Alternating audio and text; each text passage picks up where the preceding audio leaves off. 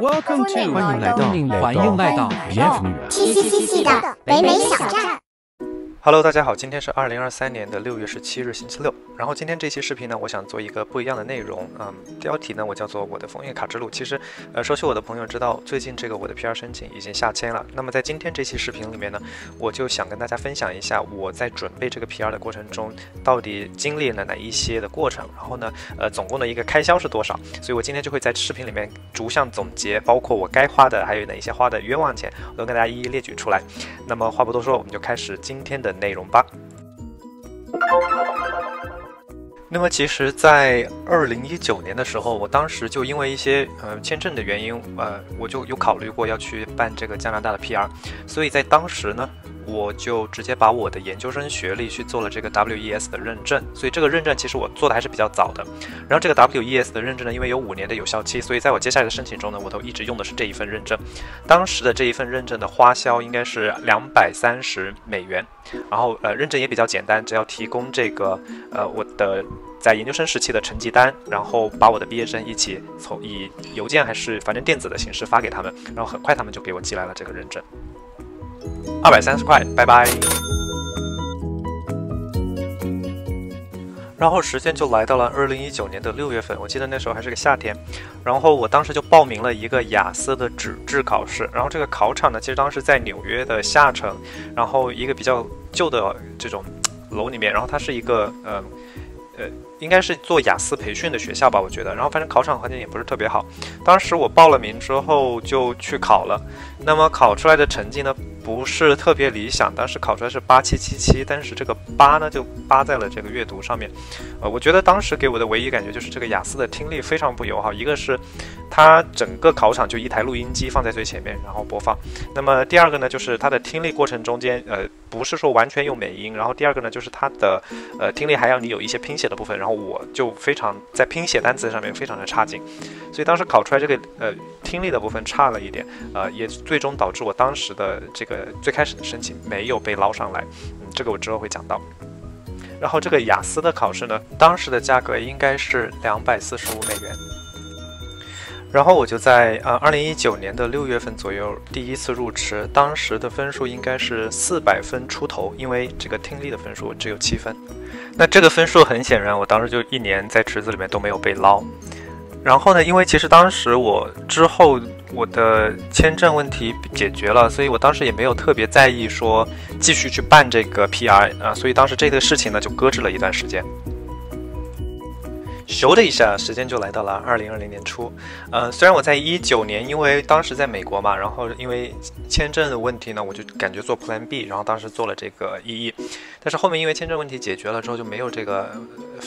方面的担心呢，也就没有太在意这件事情。但是到了2020年初呢，大家都知道这个地球上发生了什么哈，就是疫情。一开始的时候，其实在北美这边疫情造成了大量的公司呢开始裁员，所以我当时已经开始有点担心，因为如果我在这边失去这个工作身份的话呢，会需要立马离开北美地区，所以我当时想说重新来考虑这个 Express Entry。然后所以呢，我在2020年初疫情刚爆发最严重的那一会儿，就报名了一个思培，因为当时我觉得雅思好像不是特别好考，然后思培的话，我觉得可以给自己试一下，反正因为我知道这个分数肯定要刷高一点才可能被EE捞起来，所以当时就报了一个思培的考试，我记得时间好像是在2020年的6月份，我当时在3月份的时候报了这个名，然后报的是2020年6月份，其实那时候考位还挺紧张的，就思培来说。但是呢，因为这个我自己的工作是互联网方面的，在可能疫情稳定了1个月之后，突然发现好像我们这边这个行业呢，其实是疫情的一个受益的行业，所以公司各方面的运营还挺稳定的，业绩还比之前有增长，所以相关的这些担心好像又有点退去。我如果熟悉我的朋友都知道，我是一个非常没有规划的一个人哈，就是有一种兵来将挡，水来土掩，爱咋咋的那种感觉。所以当时因为一切情况稳定之后呢，我就没有太在意想要再去做这个考试。所以好像我记得在快到了5月份的时候，我发现我还没有来准备这个考试，完全不知道思培要考什么。我就想说能不能放弃这个考试。然后当时正好因为疫情的关系，思培方面呢允许这个就是说申请人去免费的改考位，所以我就在疫情期间呢，一而再再而三的把这个考位的时间往后推。好，这里说到这个思培考试呢，我也想跟大家简单的说一下这个思培考试的一个报名费哈。思培考试呢，分为 General Test 和这个 LS Test。那我们EE申请人呢，需要报的是这个 General Test， 目前的考位费是280元，这个是加币。我记得当时好像应该也是这个价格，我是在2020年的时候报的这个名。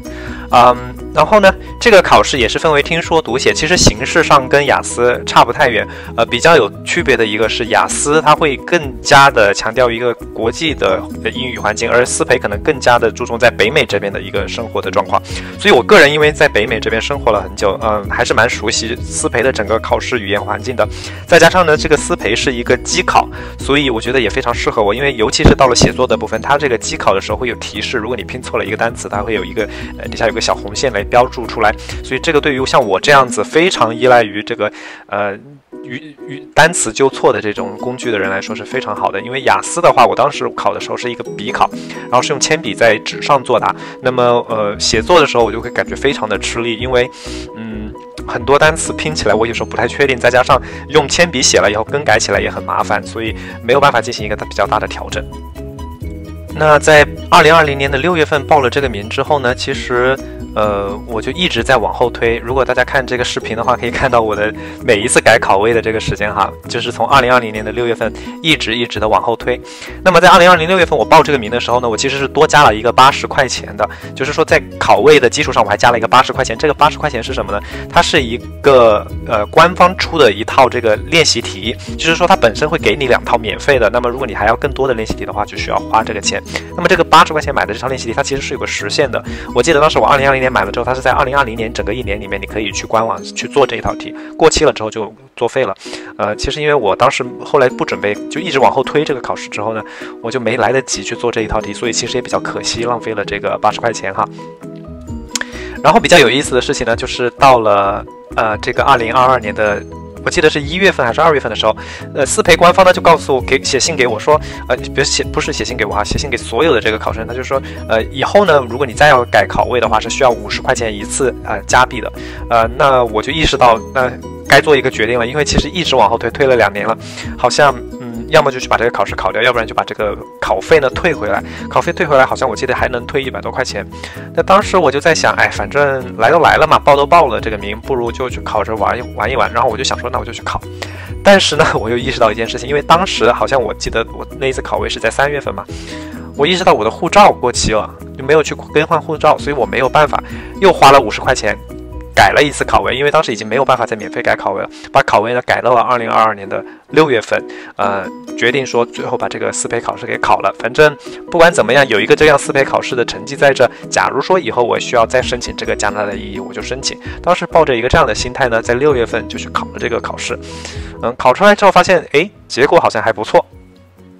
我最后是思培出成绩的时候，发现是都拿到了 CLB10，也就是说，我当时就算了一下，如果我用 CLB10的成绩加上我的工作经验有3年，然后我有研究生的学历，那我好像可以打到481分。我就干脆说，那要不我就第二次再重新入一次池好了，反正等着也是等着嘛。所以这样子的机缘巧合，我在2022年的6月份就重新填了一份EE的这个 profile， 因为是免费的，我就填了一份，然后提交了。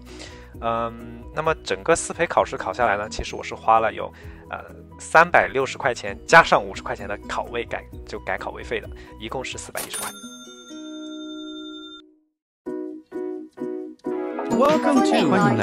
欢迎来到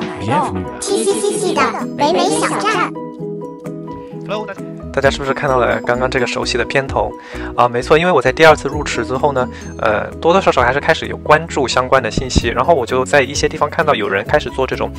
计算分数的这个预测，然后我觉得特别有意思，然后我就自己也拉了，根据那个当时在一个移民论坛，我记得是新生代吧，有一个人他PO了一个表格，然后我就觉得他做的这个东西特别有意思，然后我就照着他的呢加了一些数据，然后自己开始算大概什么时候能够捞到我481，因为当时呢我在6月底入的池，7月6号当时就已经公布说要开始恢复这个1亿了。所以呢，我就自己有算过这些分数，然后我也在小红书上发，然后慢慢就有很多的朋友呢开始关注我的这个预测，然后也因为这样子我受到激励呢，我就一直在坚持做这件预测的事情，也认识了许多好朋友，都是在走这个意义相关的东西，所以这中间我也收获了很多，然后也学习到了很多，包括我开始学习怎么做 YouTube 视频，包括我开始做一个自己的小网站这样子。我觉得整个做意义的过程呢，让我学会了很多哈，就是整个人的心态也很放松，因为说实话。人在海外这边呢，就是总会有一些身份的焦虑，然后包括我自己也会受到影响，因为我在美国这边也有办这个身份，所以多多少少会受到各种环节相关的会有一些负面的压力吧，所以我觉得自从我开始弄这个意义之后呢，总感觉它帮了我很多，然后让我缓解了焦虑，然后我也开始做这些相关的视频，想帮助大家一起来做这个缓解焦虑的这件事情，这中间我觉得真的是给我自己的帮助非常的大，然后很多的朋友不管是在线上还是我们私底下见面都会告诉我，他说一直在看我的视频，然后真的可以帮助到焦虑，这也是让我感觉很欣慰的一件事情。时间呢就慢慢的来到了这个2023年的2月份，中间其实我们整个在等待意义捞人的这个申请人们呢，其实经历了很多哈，包括有11月份的改扣的，然后之后出现了一个系统性的停抽，然后一直到1月份的恢复，到了2月份又开始停抽，所以大家都经历了很多焦急的等待，即便是我也中间还是难免会受到一些心情上的波动，因为你既然有一个期待在这，觉得自己会被邀请，那么你就一直想盼望这件事情呢尽早的能发生。那么在2023年的2月份呢，我收到了这个安大略省安省优才项目发来的这个邀请，当时我有计算一下，因为当时2月初的一个状态是什么，就是意义恢复了，在12月份停抽，1月份小停抽了一段时间以后呢，恢复了，分数又变得很高。然后我当时计算了一下，我如果现在去接受这个优才的邀请呢，可能过2个月我能拿到这个省提名，然后我可以继续走这个意义，那个时候能保证我被捞起来。如果我不接受它呢，可能2个月内分数也不一定能回到这个481。那既然如此，我不如就干脆接受这个邀请，对吧？用一些时间成本，牺牲一些金钱成本来换取一些时间成本。所以当时在2023年的2月份，我就接受了这个优才的邀请，提交了这个安省的这个申请。那么其实安省的这个申请所需要的材料呢，比意义联邦这边相对来说要简化一点，因为它不需要开具无犯罪证明，也不需要去做这个体检，你只需要提交雇主信和一些学历认证，包括 WES， 然后包括你的语言考试相关的这些证明就可以了。那么这个费用呢是1500加币，然后还包括我这个 WES 抄送这个学历认证，再多花了36美金，所以这是整个我花这个 YMP 的这个费用。又是咻的一下到了3月底，我还没有收到省提名呢，联邦这边就一下把我给捞了上来。所以呢，我在3月29号接到了这个联邦的邀请之后呢，果断撤回了这个安省的这个申请哈。但是因为当时其实我安省的申请已经进入了审理阶段，所以按照规则呢是不能退费的，等于说我这个1500块钱加币的申请费呢就打了水漂但是也没有办法，那谁让联邦手速这么快呢？所以我在3月29号接到这个联邦邀请之后呢，我就立马开始准备了所有的相关的申请材料以及相关的费用，这其中呢就包括第一项是移民体检。那么因为我是海外的申请人，所以这个移民体检是不会被豁免的，所以我当时需要到这个加拿大相关的指定的移民体检机构呢去进行体检。在美国这边我当时找到了一家体检机构，收费还挺贵的哈，当时收了我前后加起来总共360块钱，因为它中间有照这个胸片，然后有做这个 laboratory 就是测血验血呀，这些尿检这些都是到 lab 里面去做的，然后还包括一些 physician 的检查，所以当时总共花了呢360美元。在做体检的这个同时呢，我也去找到了我现在的雇主，把这个雇主信给开出来。那么雇主信相关的要求我之前有视频讲到过，所以大家可以去翻找看一看。这个无犯罪记录呢是需要在你所有过去10年中待过6个月以上的居住地去开具。在过去10年中我待过6个月以上的呢就是美国和中国大陆，所以当时我有委托我的家人去中国大陆地区帮我开具这个无犯罪记录的证明。当时这个过程还是挺快的，大概前后花了2周的时间吧就开出来了。所以这个费用好像我记得是300人民币，因为有一个开无犯罪记录本身是不用钱的，但是需要去这个当地的公证处进行公证和翻译，好像我记得加起来应该是300人民币左右。具体的数字呢，肯定不是这个，因为当时是家人帮我出的，所以我不知道具体的数字，我只知道一个大概的价格是这个样子。然后美国这边的无犯罪记录呢也比较好开，只要你提交指纹给这个 FBI 联邦调查局，它就可以寄给你一个电子版的无犯罪记录证明。那么这个指纹提交呢有2种方式，一个是通过你自己去打这个买印尼，然后按指纹卡，把指纹按在一张纸上面寄给 FBI。你也可以选择去合作的 USPS 的网点，他们那边有电子设备，可以直接用电子设备来扫描。我是非常推荐直接，如果你有条件的话，去这个 USPS 现场扫描，因为第一非常的快。我当时把指纹压完之后，走出那个邮局，刚坐上公交车回家，就收到了联邦FBI 发给我的这个无犯罪记录的证明，以邮件的形式发给我，非常的快。然后第二个呢，就是这个电子机器按指纹呢，你不需要去就是把手给弄脏，因为你知道按那个印泥啊，把整个5个手指、10个手指都得按上去，就非常的脏，这是第一个。第二个呢，你掌握不好这个力度，所以很有可能你印好了寄给 FBI， 花了几天，然后 FBI 过了几天处理你的 case， 然后告诉你，哎，你的指纹不合格，打回来重新寄。这个来来回回呢，其实开销也挺大的。那么我当时在 USPS 总共是花了50块钱的指纹费，然后我记得 FBI 那边呢是18块钱出具这个无犯罪证明。好了，在集齐了所有无犯罪证明、雇主信，然后包括我的语言考试、WES 的学历认证都已经准备好了之后呢，我在4月12号，2023年4月12号呢，提交了我的 PR 申请，最终把所有的材料都交了上去，在当天也是收到了这个确认信，就是收到了我的这个申请，因为是电子版的嘛。那么这个过程呢，花了多少钱呢？一共是1300多块，具体的大家可以看这个屏幕上面。TikTok， 在提交了所有的这个申请之后呢，我就进入了漫长的等待模式。其实这个漫长是我以为的漫长。在4月13号提交了这个申请之后呢，我也就是隔2-3天来看一次这个申请的 portal， 也就是 GCK。其实一直没有什么动静，当时也没有太在意，因为我觉得可能应该至少要等个2-3个月才会看到一些结果出来，就是部分的结果可能已经被出来了。所以我当时没有太在意，但是呢，我还是属于一旦想要得到什么东西就开始有点心急的那种感觉。我就在一个论坛上面，这个叫 CanadaVisa.com 的一个 forum， 它其实是所有的所有使用英语的人，他都会使用这个论坛来进行交流。我在这个上面就看到有一些人竟然非常快的就进入了这个所谓的 MEP， 就是他们开始进入第一步，这个体检报告已经被审核好了，然后包括指纹信息相关的已经被审核好了。当时我自己也是在线下呢有一些研究就想看一看到底在这个 MEP 之间，我的材料会经过哪些审查。这个以后我有单独开一期机会来讲呢，就跟大家分享一下我查到的这些东西，不一定准确，但是反正就是聊胜于无嘛。然后当时我们在 Discord 群里面也有很多同学是同一批提交的，也是大家互相交流，就是你今天有没有进度？反正在这样子的交集或者说彷徨等待中吧，在5月初的时候，我发现我的材料挪动了，有了这个 MEP， 也就是说我的体检合格。通常体检合格也说明我的这个所有的申请材料是齐全的，不至于会被移民局以材料不全为由直接退回我的申请，那个叫做暴力退档，对吧？这个暴力退档呢是你没有机会解释的，他是认为你材料不全，你的申请根本就不完整，所以把它退回去。这个呢是大家尽可能在申请的过程中一定要避免的一件事情。那么我在这个 MEP 之后呢，马上也是同时我的这个 UCI， 也就是 Unique Identification， 也被链接到了我之前所有的申请的同一个 ID 上面，然后还包括我的指纹申请。因为我的指纹是在过去10年里面我打过，我申请过加拿大的旅游签，所以那一个费用我是没有算在这个里面的。但是其实如果你是没有办过加拿大签证，或者你在过去10年里面没有提交过你的指纹信息给加拿大的话呢，你还需要交一个大概85块钱加币的这个指纹费用，这个我是没有出的，然后我也没有算在这个里面，因为当时是去加拿大办旅游签的时候就已经办过了。好，那么时间呢又再次 TikTok 来到了这个5月22号，我记得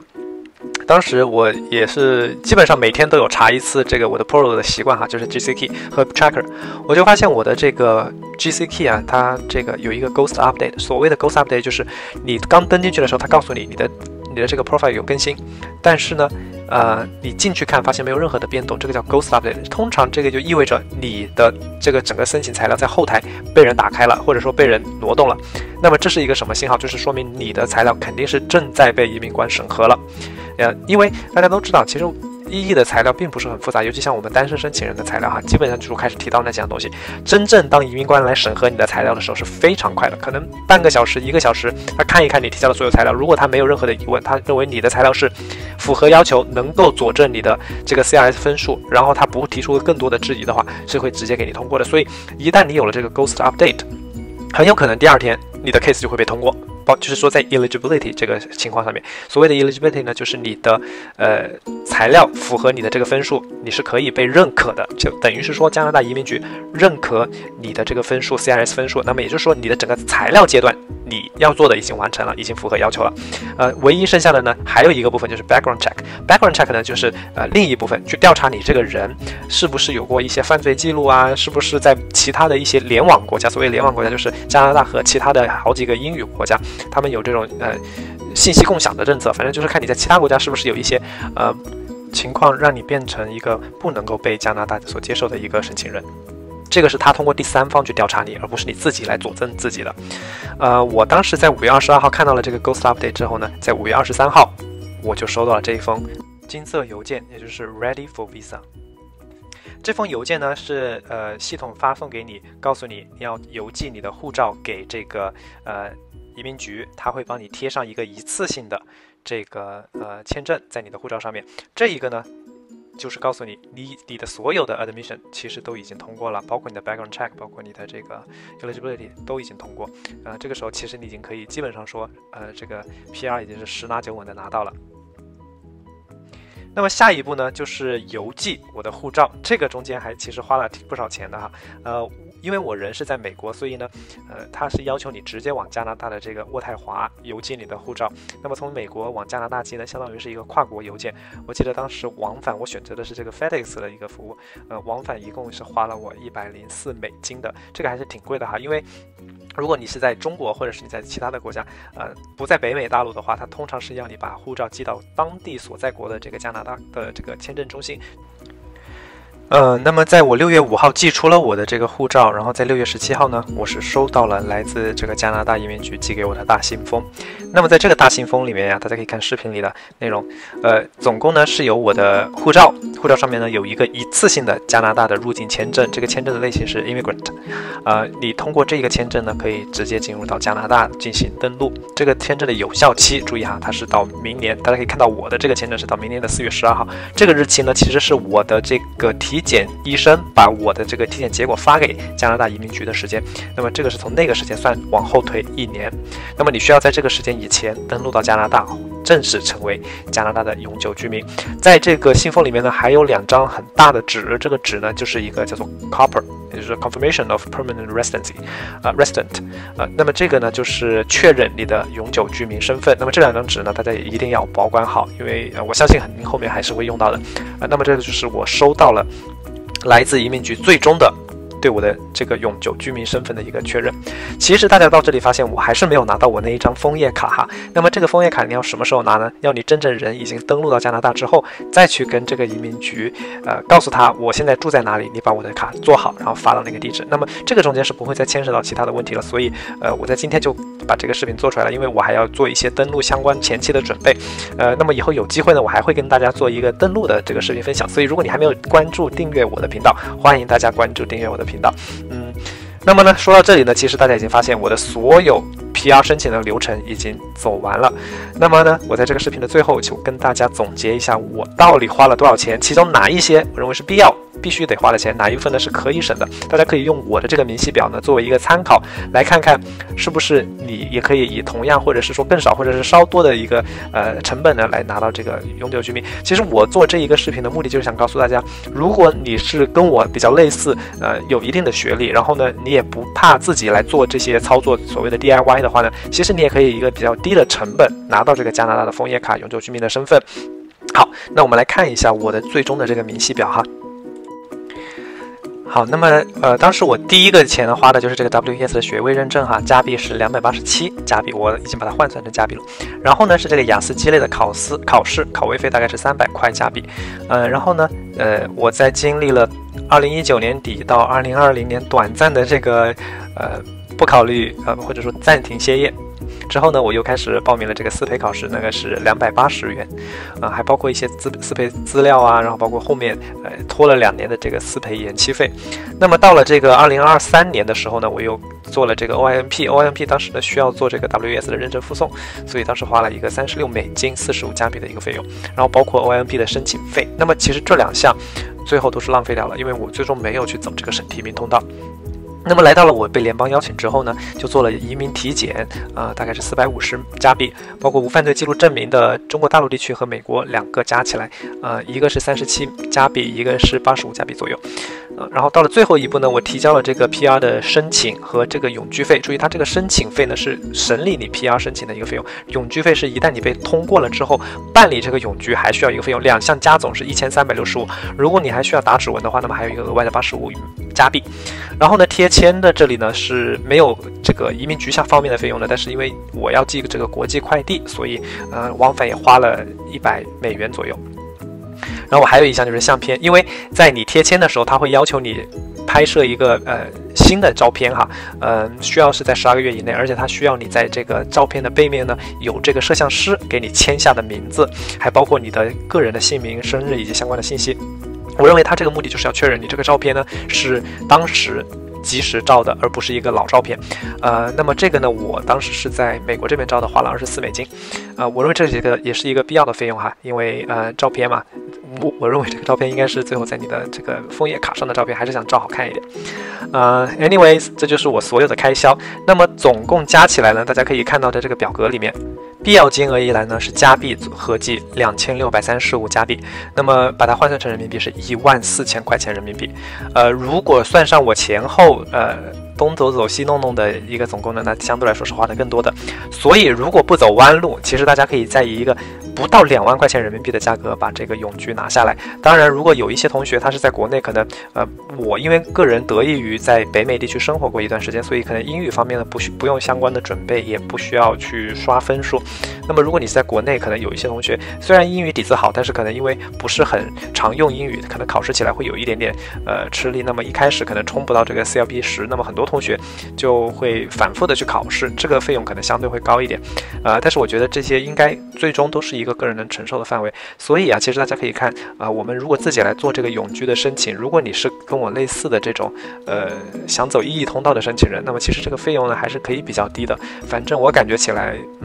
这个价格我还是比较满意的哈，即便我走了这么多弯路，我觉得总共一直到拿到一个国家的永久居民身份，只花了这么多钱呢，还是相当的划算。那么总结一下，就是我前后大概从2019年开始有过这个想法，中间呢想法被浇灭，然后又因为疫情的关系，又因为疫情恢复的关系，反正这个想法反反复复，最后机缘巧合，因为在2022年的6月份，我把这个语言考试呢把它考了，考完之后觉得好像时机也成熟了，就可以开始来做这个 PR 呢，最后呢把这个 PR 拿到手，